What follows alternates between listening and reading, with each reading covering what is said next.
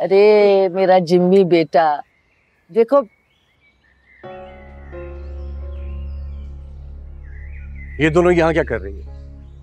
बेटा, हम दोनों तुमसे बहुत प्यार करती हैं। तुम हमारे मरहूम भाई की शानी हो।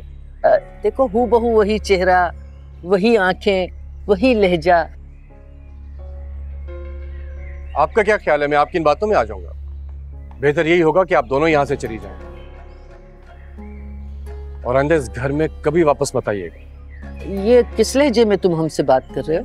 तो आप नहीं जानती कि मैं आपसे इस तरह क्यों बात कर रहा हूँ? मैं इससे भी सख्त लहजे में बात कर सकता हूँ। बेहतर ये है कि आप अभी इसी वक्त यहाँ से तशरीफ ले जाइए, वरना मैं आपकी उम्र का भी लिहाज नहीं करूँगा। जा रहे हैं भाई। तुम तो बिल्कुल ही एहतराम भूल गए हो बड़ों का। अपना ख्याल रखना बेटा। चलो हम जा रहे हैं तेरे कूचे से बदनाम और जलील होके। अरे किस कदर बदतमीज, बहुत बदतमीज है। माँ ने इतना सिखा दिया ना इसको।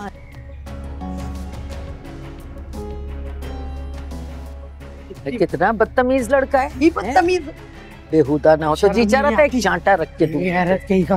किस तरह बोल रहा था, दिल कर रहा था थप्पड़ मार दूं मुंह पे। अरे ये जो सारी पट्टी पड़ाई हुई ना इनकी अम्मा की है, बाहर बेगम की।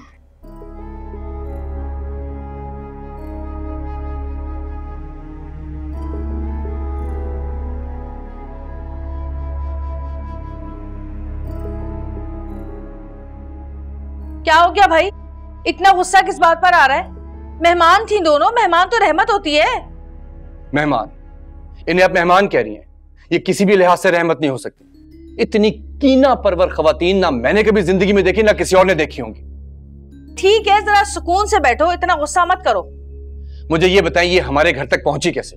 ये यहाँ पे करने क्या आई हैं? अरे इतनी मोहब्बत से तो पेश आई हैं दोनों। कौन सी कयामत आ गई अगर वो आ गई इस घर में तो। बिला वजह तुम मुझ पे गुस्सा कर रहे हो। सब छोड़े, मुझे गुस्सा इस बात पर है कि मैं अगर घर में मौजूद ना हूं तो ये आपकी जिम्मेदारी है कि बच्चों की हिफाजत, घर की हिफाजत, हर चीज की हिफाजत ये आपकी जिम्मेदारी है। उसके बावजूद ये यहाँ पे घुस आई हैं। अरे भाई वो कोई आदि मुजरिम या कातिल थोड़ी थी जो मैं अपने बच्चों की हिफाजत करती उनसे। फजूल बेकार बातें कर रहे हो तुम। ये दोनों कातिलाएं होती, ये इस वक्त जेल में होती, चक्की पीस रही होती, अगर अम्मा और अब्बा ने इन्हें वार्निंग देके ना छोड़ा होता, बचाया ना होता।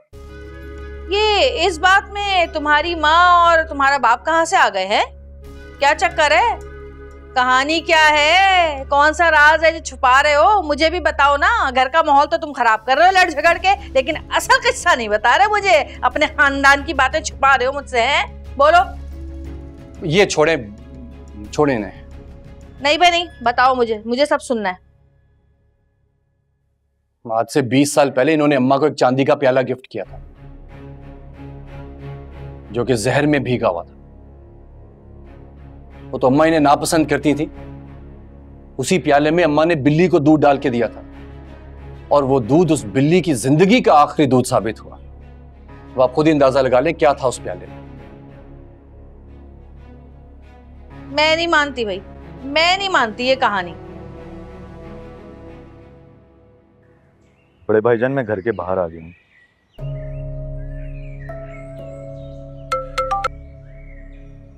आ रहा हूं मैं।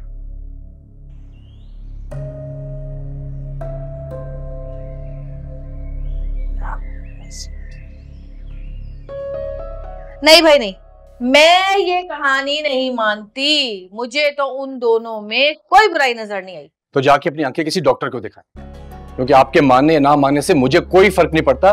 मैं खुद ऐनी शाहिद हूं इस पूरे वाकये का। भाई अगर ऐसा होता ना तो तुम्हारी माँ छोड़ने वाली थी? अरे पुलिस में दे देती दोनों को। कहानी में झोल है। लेकिन मेरे अब्बा के किरदार में नहीं था। उन्होंने अम्मा को यह कह के वार्निंग दी थी इन खवातीन को कि हमारे घर की खवातीन जेल में जाती अच्छी नहीं लगेंगी, इज्जत तार तार हो जाएगी। चलो मान लेते हैं, लेकिन ये पूरी कहानी किसी और को क्यों नहीं पता? क्योंकि एहसान करके जताने वाला खून कम से कम हमारी रगों में नहीं दौड़ता नरगिस बेगम। खैर मैंने हार मान ली बस। भारी? क्या मतलब हारी? आप इस तरफ हैं कि उस तरफ हैं? भाई मैं वैसे ही बस बोल रही थी। मुझे आज के बाद से ये खवातीन यहां मेरे घर में नजर आई तो आप भी मेरा एक नया रूप देखेंगी, मैं आपको बता रहा हूं। तुम्हारी जर्नल नॉलेज के लिए मैं एक लेटेस्ट इंफॉर्मेशन दे रही हूँ तुम्हें कि मंटो बंटो फुप्पो बाहर मंजिल में रह रही है आजकल।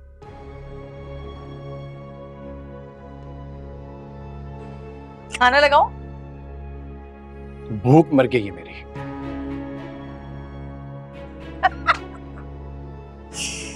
तौबा भाई तौबा, कैसा आदमी है ये, अपने खानदान और अपनी माँ के खिलाफ एक लफ्ज नहीं सुन सकता है। जो वो बुढ़िया बोलती है ये रट्टू तोते की तरह वही बात यहाँ आकर कर देता है।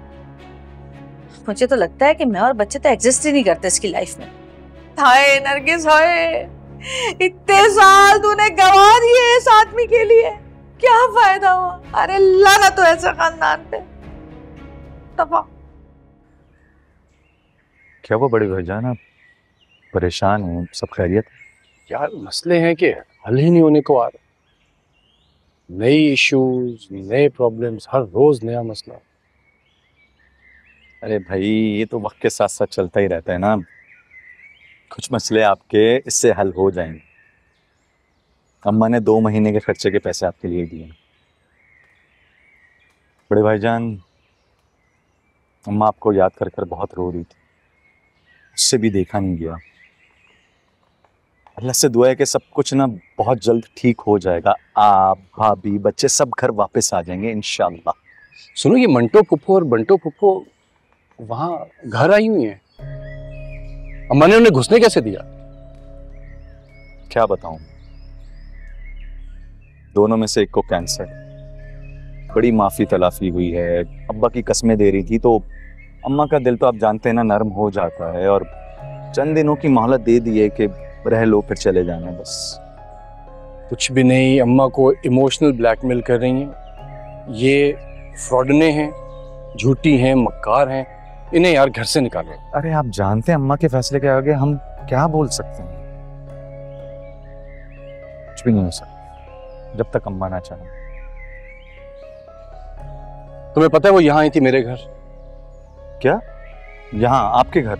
जनाब, बस ये बात किसी तरह अम्मा के कान तक पहुंचा दो, आगे अम्मा खुद ही निपट लेंगी, मैं उन्हें अच्छी तरह जानता हूँ। ठीक है, अम्मा को बताऊंगा, ये बात जरूर बताऊंगा। खैर आप ये पैसे इस वक्त अपने पास रखिएगा। हाँ, इस दफा तो वाकई अपने पास ही रखूंगा।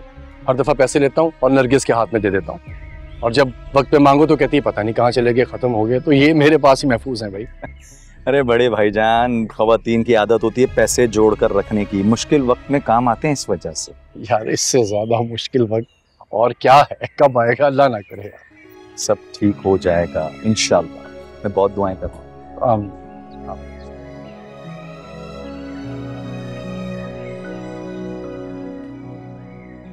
किसी भी चीज की जरूरत हो तो कॉल कीजिए। तुम जरूरत पेश आने देते ही नहीं। अल्लाह हाफ़िज़।